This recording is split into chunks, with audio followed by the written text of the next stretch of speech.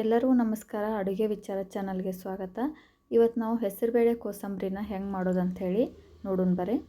ಮೊದಲಿಗೆ ನಾವೇನು ಮಾಡೋಣ, ಒಲೆ ಮೇಲೆ ಒಂದು ಪಾತ್ರೆ ಇಟ್ಕೊಂಡು ಅದಕ್ಕೊಂದು ಸ್ಪೂನ್ ಎಣ್ಣೆ ಹಾಕೋರಿ.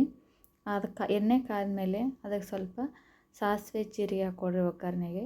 ಅದಾದಮೇಲೆ ಒಂದು ಸ್ವಲ್ಪ ಕರಿಬೇವು ಹಾಕ್ಕೊರಿ ಮತ್ತು ಒಣಮೆಣ್ಸಿನ್ಕಾಯಿ ಹಾಕ್ಕೊರಿ 2 ಹಾಕ್ಕೊಂಡು ಇದು ಸ್ವಲ್ಪ ಒಗ್ಗರಣೆ ಮಾಡಿಕೊಂಡು ಕೆಳಗೆ ಇಟ್ಕೊಂಬಿಡ್ರಿ.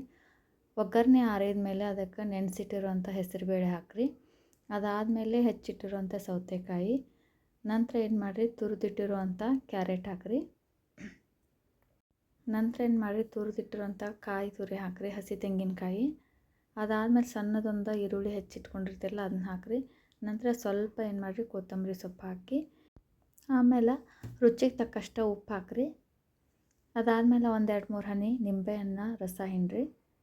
ನಂತರ ಏನು ಮಾಡಿರಿ, ಎಲ್ಲನೂ ನೀಟಾಗಿ ಕಲಸಿಟ್ರೆ ನಿಮಗೆ ಹೆಸರುಬೇಳೆ ಕೋಸಂಬರಿ ರೆಡಿ ಆಗುತ್ತೆ. ಈ ರೀತಿಯಾಗಿ ಏನಾದರೂ ಸ್ವೀಟ್ ಮಾಡಿದಾಗ ಹೆಸರುಬೇಳೆ ಕೋಸಂಬರಿನ ಭಾಳ ಈಸಿಯಾಗಿ ನೀವು ಮಾಡ್ಕೋಬೋದು.